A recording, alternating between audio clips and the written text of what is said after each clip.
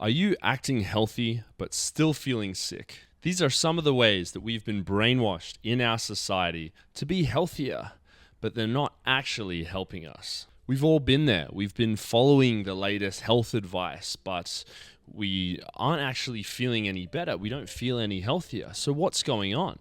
It can be quite frustrating. Maybe you've been running every day on the treadmill, but that stubborn body fat just won't go away. Maybe you've been hitting the gym every day. You still feel stressed. You've been drinking liters of water every day, but you don't really feel hydrated. Maybe you've been eating all the salads, but you're always hungry and you don't seem to look any better. Whatever the case may be, I'm here to explain some of these misguided health myths and tell you what to do instead. The information in this video is for informative purposes only and should not be considered medical advice of any kind. Before I get into anything else, the most important thing you have to understand is how powerful your mind is for your health. Your mind can create incredible health or the worst type of illness. This is absolutely true. The way our mind works is it creates what it believes. If you're constantly consumed by fear, think everything is going to harm you, there are these little critters trying to get in and attack you, you can actually manifest the symptoms of this illness, especially if you believe you have an illness or some condition that you can't get rid of. Because you believe it or someone's given you that belief and you accept it, then it will be true for you. This is how powerful the mind is when it comes to our health. On the other hand, if you believe something is good for you and you're getting healthier when you're doing it, it will be that for you. Obviously, there's a limit to this. You can't just chug medications and eat seed oils every single day and have that have no effect on you. But within reason, if you believe something is good for you, it's going to enhance and increase your health. In general, what your belief should be is that you are healthy, you are capable of healing any issue that you might have, that you have strong genetics, that you are capable of, that small slip-ups and unavoidable environmental influences have no effect on you. When you operate from that default, very positive belief system, then everything else you do to increase your health works better. If someone believes in their very soul that they have a genetic illness that means their tummy flares up whenever they eat something, they're going to create that reality for themselves. There's no such thing as a genetic disease. You're actually just eating food that is irritating your gut. But if someone internalizes that belief, oh, I identify with the fact that my family has this tummy disease, they're going to create that reality for themselves. The placebo effect is the name that our society comprehends this effect by. What is the placebo effect? Well, it's the well-documented, well-studied effect that the belief that something given to someone, if they are told, this is going to help with your health, this is going to help with your condition, this is the medication that's going to help you, if they believe that it's true, then it can have a very positive effect on their health outcomes, even if what they were given was just pure sugar, instead of a specific medicine that was going to help them with the problem. I don't believe that any of those medicines help anyway, but that's besides the point. The point is that your belief about what you're doing, what you're eating, what you're taking, your belief about the disease itself, this is so powerful that you can get healthy from that alone. That is the default state that you need to operate in if you want to improve your health across all boundaries. Also, you must understand that your body is what heals yourself. Your body is the machine that is doing the healing. It's not the doctor, it's not the medication, it is your body. It is an intelligent system, far more intelligent than anything humans can design, that is constantly cleaning itself, repairing itself, healing itself. And if you give it the right nutrients, the right environment, the right lifestyle habits, and avoid certain toxins and whatever else, your body knows how to heal. So the key then is figuring out the right environment, nutrients, and whatever else to allow your body to do the healing. Another key realization for you is to understand symptoms that you may be experiencing as part of the healing process. They are not the disease itself to fight. This is the issue with allopathic medicine and Western society in general. We see someone with a sniffly nose and we think, oh, I want to get rid of this. However, the sniffly nose is your body getting rid of some waste, getting rid of toxins, something you've breathed in, some pollutant, accumulating it to the mucus and then removing it from the body. It is a good thing that you're having that symptom because it means your body is working correctly. A fever is your body heating up in order to expel other toxins, waste materials, or whatever else through sweating in the body. Your body is always trying to come to a baseline of health, and we should see our symptoms as guidelines.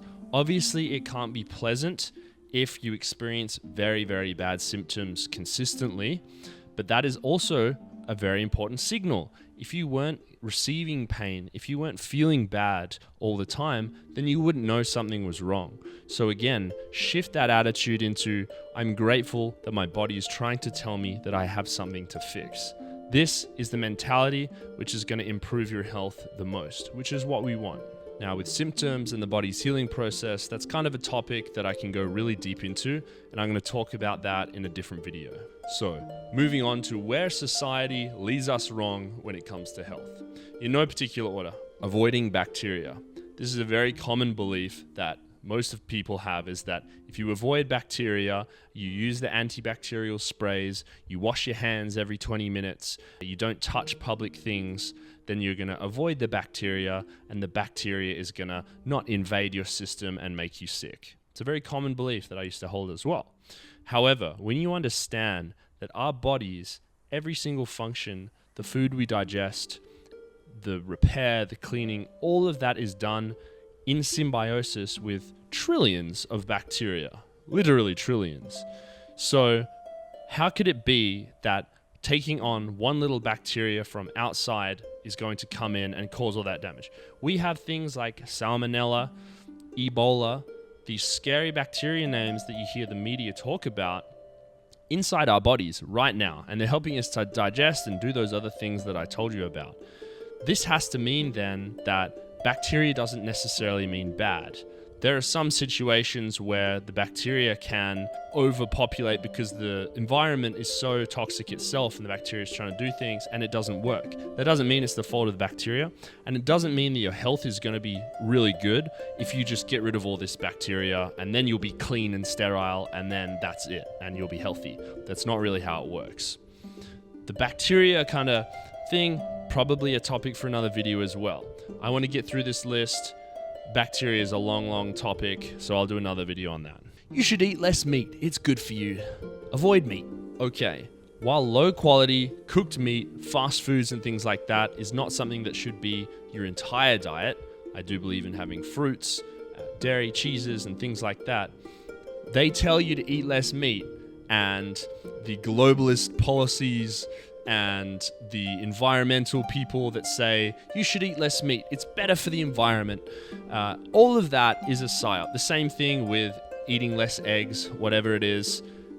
They are, raw meat and raw eggs are some of the most powerfully strengthening foods that you can have. Society tells us that it's bad for us. They get you on the vegan milks, the soy instead of meat. They give you a steak made of tofu. All of that is BS. It's not going to make you healthier. Raw eggs and raw meat will make you stronger. The same thing with eating less fats, less saturated fats. Butter, cheeses, these things that create the most hormones, testosterone, which makes us feel vibrant and alive, cholesterol, which is in fats to repair your brain and everything else like that. If they tell you to eat low fat, it's another psyop. Hey, don't eat fats. You're gonna be healthier if you avoid fats, if your cholesterol is low. Both of those things I personally don't believe are true, and I feel much better when I'm eating a lot of fats that have cholesterol, and that's all I need to know to intuitively, I feel healthier when I'm eating more of these. They tell me this is bad. Okay, I'm not going to listen to that advice. Taking pre-workouts and protein powders. You see the advertisements. Whoa, take this protein shake directly after your workout. You're going to get way more jacked. You're going to shred it. You're going to lose fat if you take our protein powder. And take this extreme head exploder 3000 pre-workout. It was in the gym catalog. If you're just getting into the gym, you're like, okay, well, how can I enhance my workouts? All these stimulants, all these fake chemicals. I've done it. I understand the marketing. I understand the appeal. However, if you're just getting into fitness and you get shoehorned down this little psyop to have these kind of chemically processed ingredients and pre-workouts and drinks and, dried milk powder that's just a waste cheese product, that is not really making you healthier, So you have to consider that just because it's based around the gym culture doesn't necessarily mean that it's going to make you healthier. In fact, there is a lot about modern gym culture which may be better than being a sedentary buffoon, but in general, it's not the way to apex natural health, which is what we're all about. Avoiding sugar. Avoid sugar, it's bad for you. That is the message that we receive in society. However, it's not the case. The issue is people say, I felt so much better when I cut all sugar out of my life. What sugar were they actually eating before? Oh, they were having the caramel syrup triple latte mochaccino from Dunkin' Donuts and 3 massive donuts as well. And that obviously has a lot of sugar in it, but it's this artificial processed sugar, the pump caramel mix, artificial flavorings on top of that. So of course, when you cut out things like that, you're going to feel better. And I encourage that to do that. However, is avoiding sugar what is making the difference here? I can tell you from personal experience that having large amounts of high quality, fresh, natural sugars, the majority being raw honey for me, fresh orange juice, obviously fruit, all of that has given me nothing but more energy and has a recuperative anti-stress effect. So is it about avoiding sugar? No, it's about avoiding processed garbage, natural sugars that you eat in accordance with the amount of physical activity, mental activity that you do is the better way to health. Another thing that is linked to avoiding sugar is people that will have artificial sweeteners instead. So what they could have put in their coffee was a bit of honey, or I don't really like cane sugar, but it would be better than these artificial sweeteners. You just put, it's dried cane juice, ideally. That is healthier than the artificial sweeteners that they tell you to replace it with. Stevia. I saw people were talking about online the other day about how stevia, people couldn't get boners from taking stevia. And then I see that it made rats infertile when they gave stevia to these rats. So what is happening there? You're avoiding sugar to be healthier and you're losing your reproductive capability. You got to look at what's happening there. I personally don't believe in these sweeteners. There's a bunch of actual science about how it disrupts the gut lining, the microbiome, absorbing foods, contributes to anxiety, depression, all those kinds of things that you can look into. The short of it is, hey, avoid these artificial 0-calorie sweeteners. They're not healthier than just to have a bit of sugar. Counting your macros over everything else. So you end the day and you look in your little calculator or on your notepad. No one uses notepads these days probably, but you see, I got 120 grams of protein, I got my 80 grams of carbs and 50 grams of fat. Well, where have those macros come from?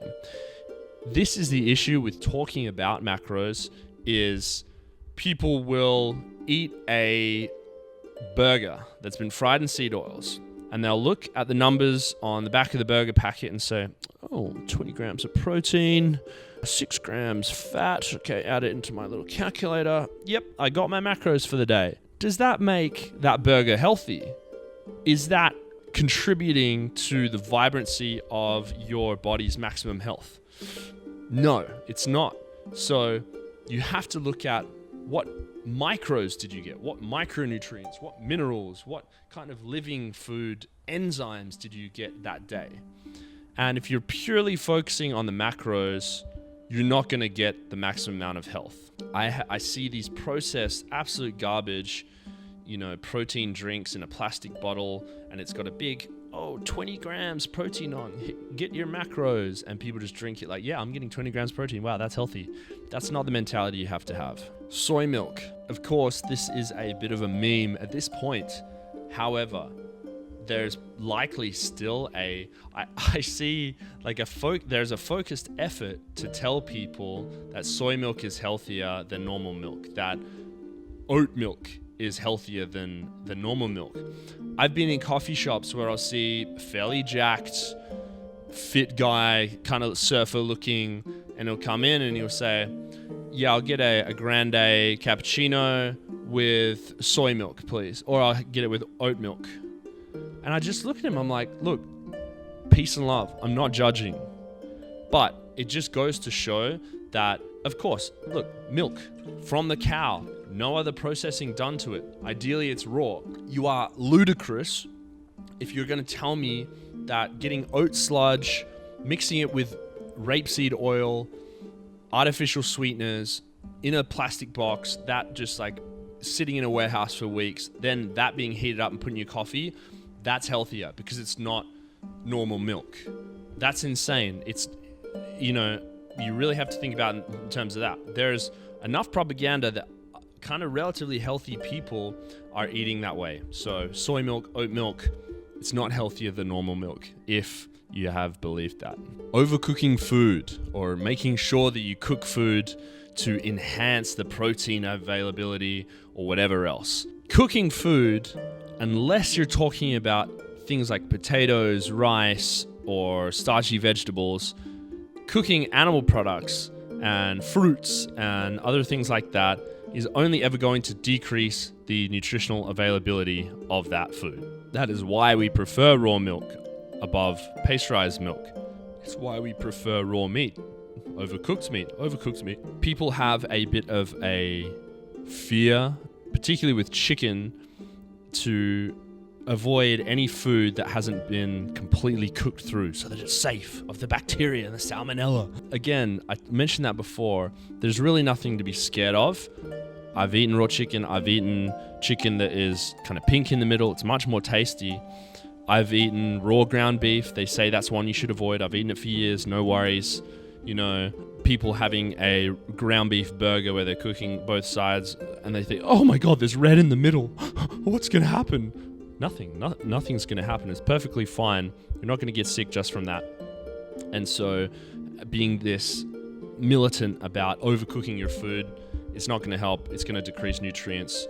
Not the best way to health. Fasting. A lot of people, particularly in the online health podcast space, it's become rather popular to fast for health, and the idea of autophagy, where your body eats up cells and things like that. I do think that there is a time and a place for lowering the amount of food that you're eating on occasion. However, in today's world, most people are so starved of actual quality raw fats, animal nutrition, raw meat, raw fruits, whatever it is, that fasting actually just puts them further into the depleted state.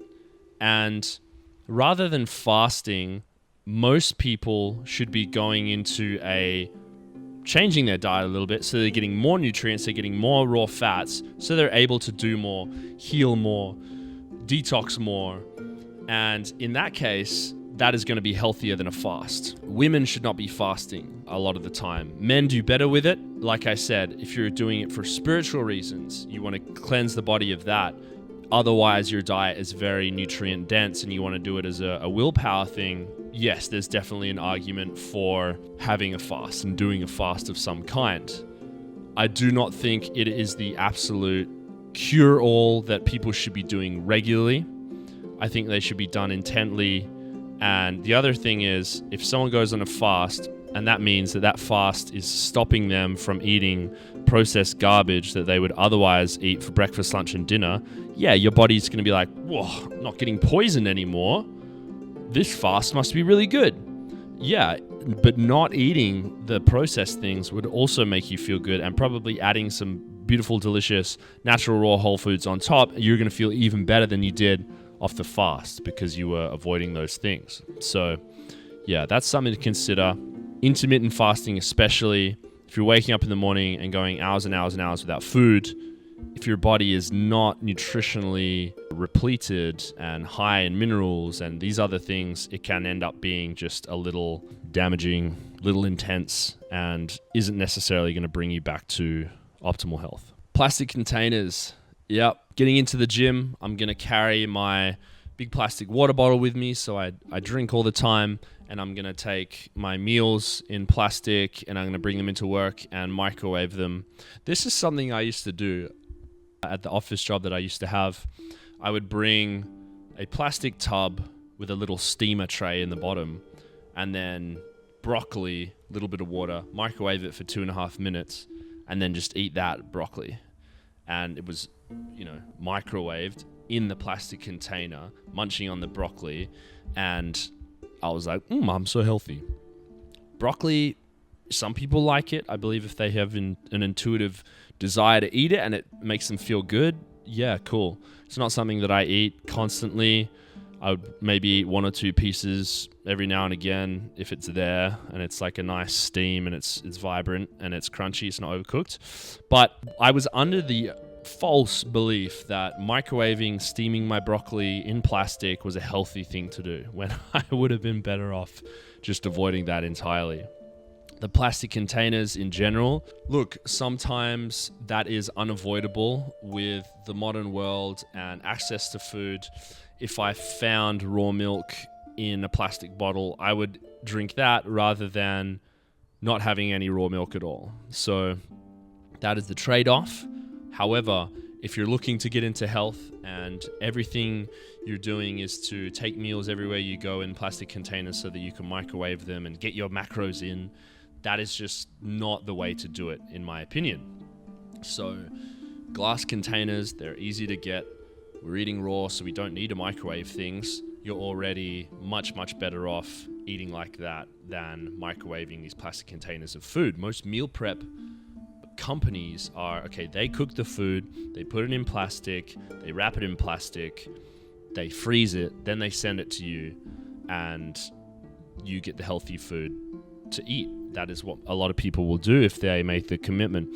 And again, if that is going to get you off junk food, maybe that's the step that you need. However, I'm here to tell you that it's better off to have raw foods that don't need cooking, you don't need prepping. You just, if you want to chop it up, you chop it up and then put it in a bowl. Boom. Bob's your uncle. There you go. It's ready.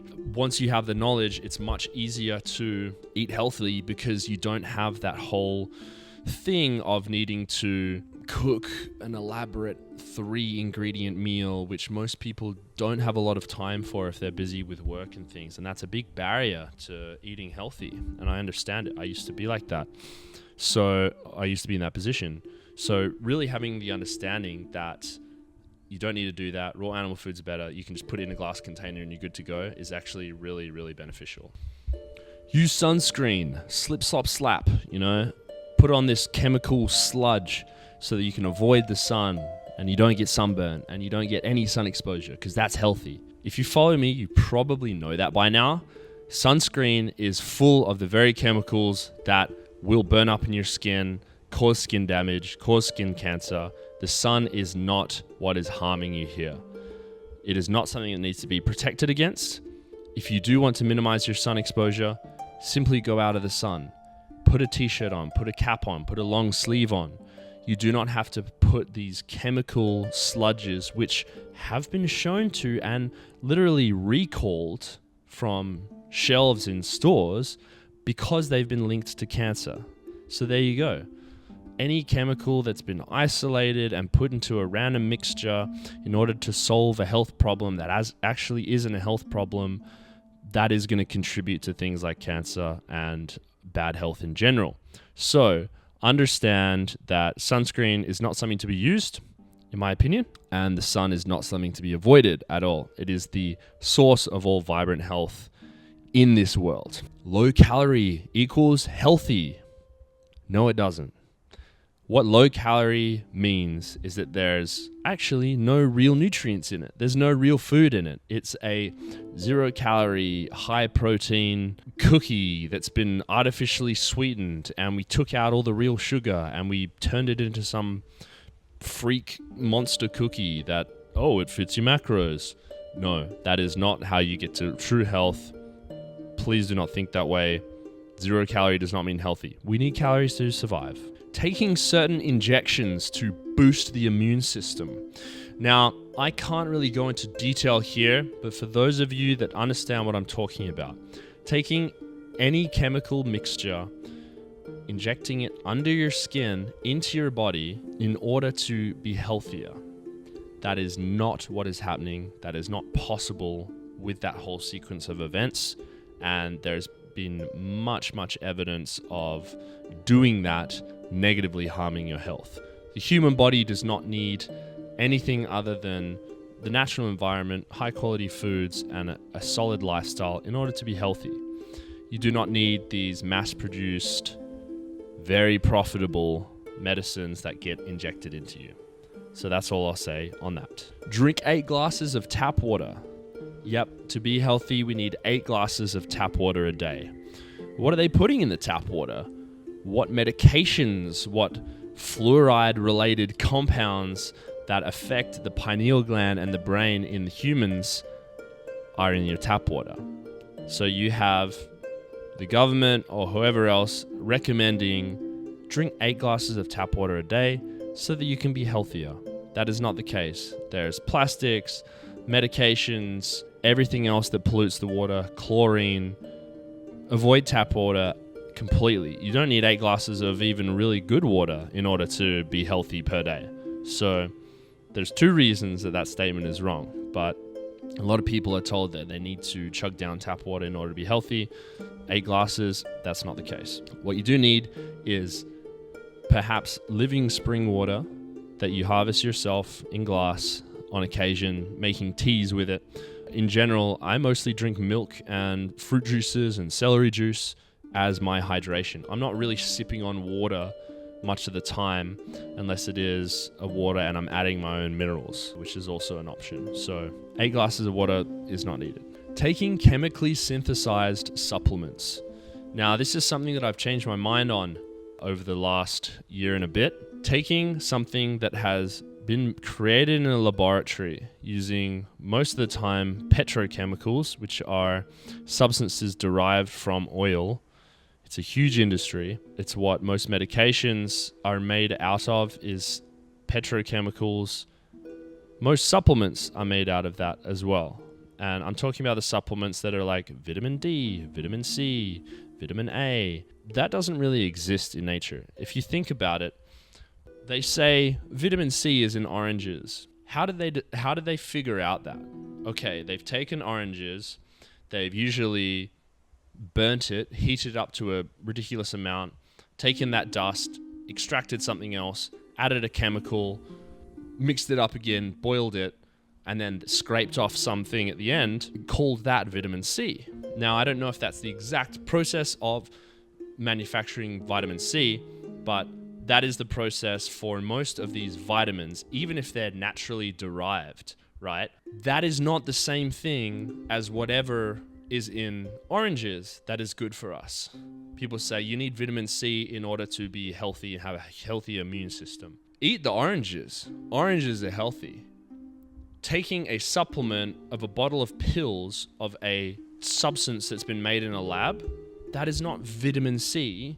That is not something that's healthy for you, and it's not something that I would ever take these days. The whole food source, as minimally processed as is possible, is always going to be healthier for you because it has all these cofactors, and structurally it's carried by water in terms of fruit. There's going to be things that you cannot approximate when you make it in a lab, and that is key for all of these supplements that people take pretty much. Vitamin D is synthesized from rat poison. The vitamin D you take in a pill is impossible to be anywhere close to what you receive from sunlight on your skin. Some people are taking the vitamin D pills and thinking, well, I couldn't get out in the sun today, so I'll take this pill and I'll be healthier. No, you will be healthier if you don't take that stuff, in my opinion. And that goes for pretty much any synthetically produced supplement, even some of them that are used in the holistic online space. just look at how this end product is synthesized. If it's not something like, oh, we just took it from a fruit, it's dried fruit, or it's a mineral salt, or it's freeze-dried oysters for something. It's just oysters that have been freeze-dried. That is the minimal processing that I think if you want zinc, that's what you should go for. So it's not zinc that's been made in a lab. And this is my point. The whole industry of chemically synthesized supplements is preying on people that have poor nutrition and telling them that this pill is going to make you healthier. That's not the case. That's my rant over. I'll go further into detail on this because it's an interesting topic later on. Using orthopedic shoes and inserts. Now, when I grew up, probably 13 years old, 14 years old, after having worn tight shoes all day at school for years now at that point, I was getting, like knee pain, hip pain, some sort of pain. And it was because our feet have been like this. Look at our hands. That is how a healthy hand moves. That is how a healthy foot should, it's not as wide as the hand, but if you imagine that's my foot, the toes need to be splayed out a little bit. In a tight shoe like this, that can't happen. And when you're walking around on these little things like this, you're going to have dysregulation across the rest of the kinetic chain, and you're going to get pain. Now, the Western society's kind of model to fix that is to go see a podiatrist, someone that specializes in feet. So I had visited the podiatrist, had these inserts that went into my shoes, and it was like curved like that. So my foot was curved in the way that it should be if the foot was strong and you had a natural arch, because the foot is strong. If it's weak, it just goes flat. The ankle goes in, knee collapses, hip is weird, and then running just feels strange. It's because your foot is weak that you need that arch support. And if you take your feet out of these foot prisons and wear barefoot all the time and strengthen your feet intentionally with exercise, your muscle becomes the arch support. So it's the same kind of principle as, okay, you're treating the symptom instead of fixing the root cause. The root cause is weak feet. Most people there's no such thing as a flat foot. There's a foot that is flat because it's weak and you haven't activated the foot muscles in so long, in years, most people. So you're going to have a flat foot and you're going to have issues because of it. You don't have flat feet that is just impossible to change. Like, that is not the case.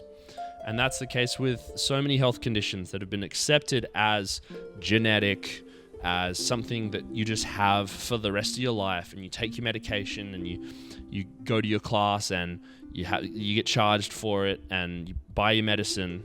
That is the model that keeps so many people in pain and illness and a low quality of life while these big companies are profiting off of it. This is why it's so important to understand your health from this point of view, from this real point of view of true health, that you can fix anything yourself. Wearing polyester clothing in the gym. All right, we're hitting the gym consistently for a few weeks. Maybe we should get some gym clothes. Yeah, let's get a nice tight tee. Maybe it's yoga pants that makes my ass look good.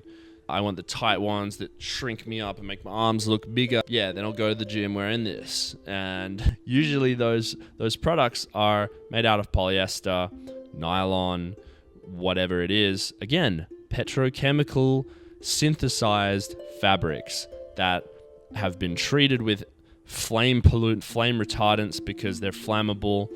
And then you're wearing that on your body. Then you're also heating up and moving and rubbing and opening your skin, opening your lymph system, breathing a lot, all of that while you're pretty much covered in a plastic bag because it's the gym clothes that is cool and trendy to wear. That is a way that our society brainwashes us to be healthier. And actually what we're doing is not healthy for us. So if you're getting into the gym or you've been in the gym for a long time, you're still wearing polyester, hey, let's look at why that is.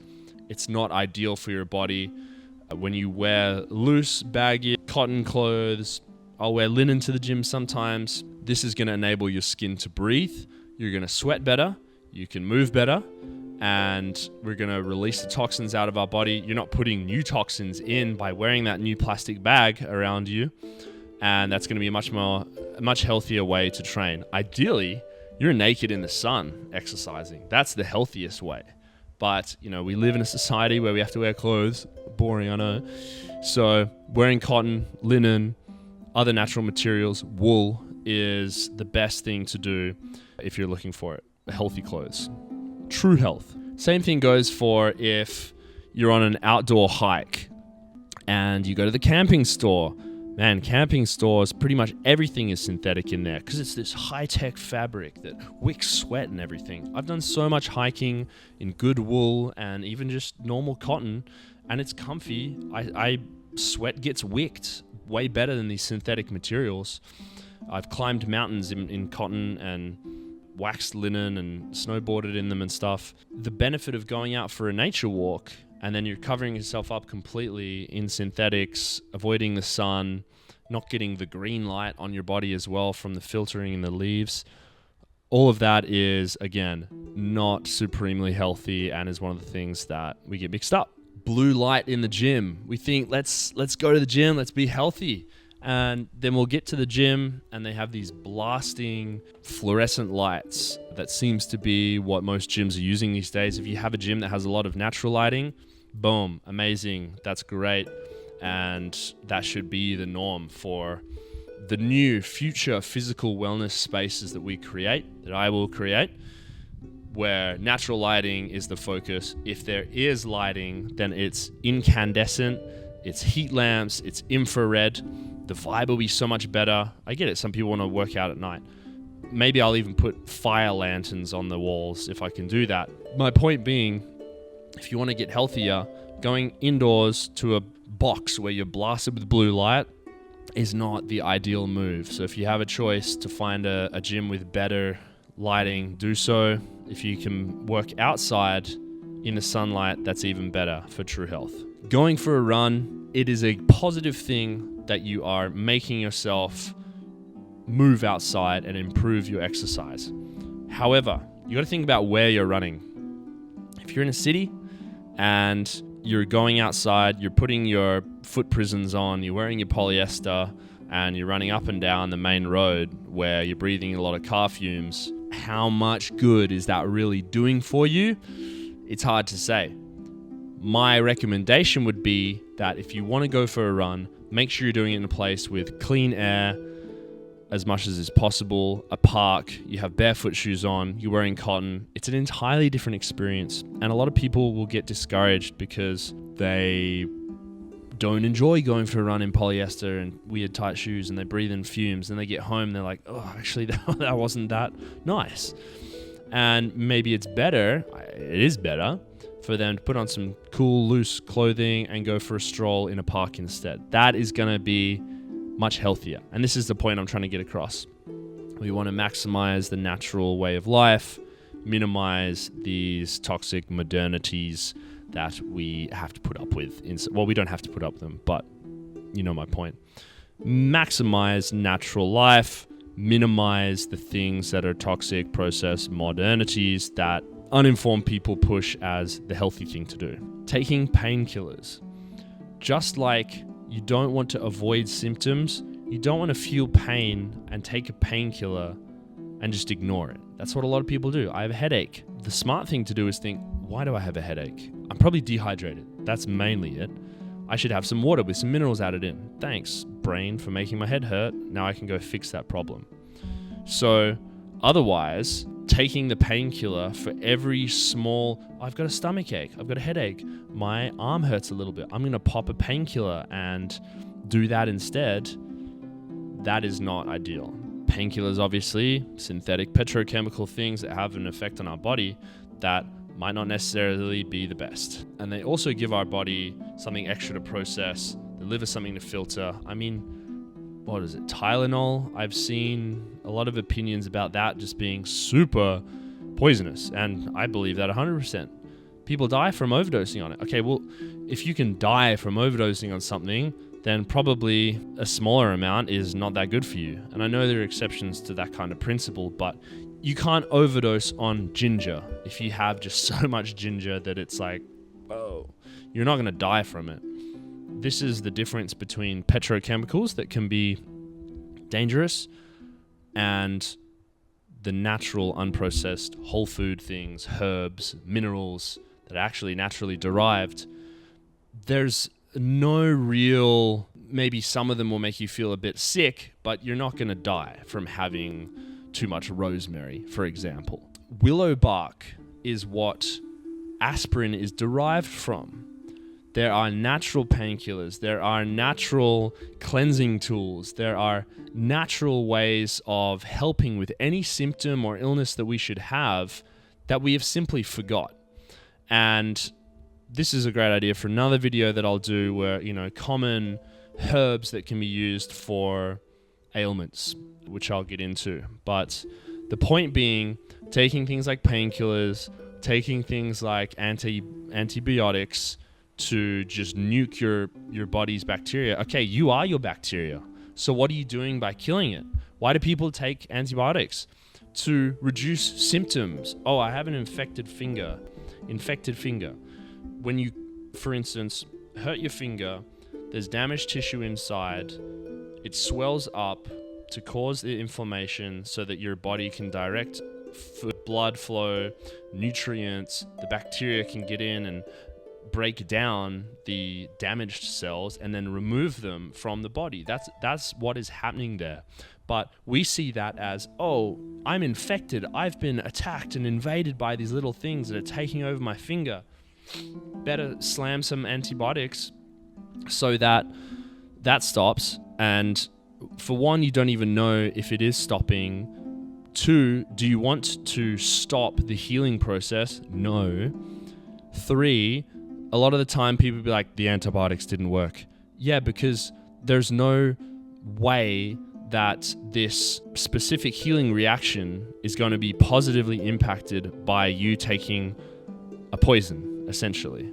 So that's something to keep in mind with a lot of the common medications, antibiotics, painkillers that we use in the modern world because we think that it's better. Our science has advanced to the point where this is good and we're better than nature and we understand better than our bodies. And I can tell you from what I've seen, what I experience, and what I believe in my soul that is not true. So that is pretty much it for everything that I could think of, at least for now.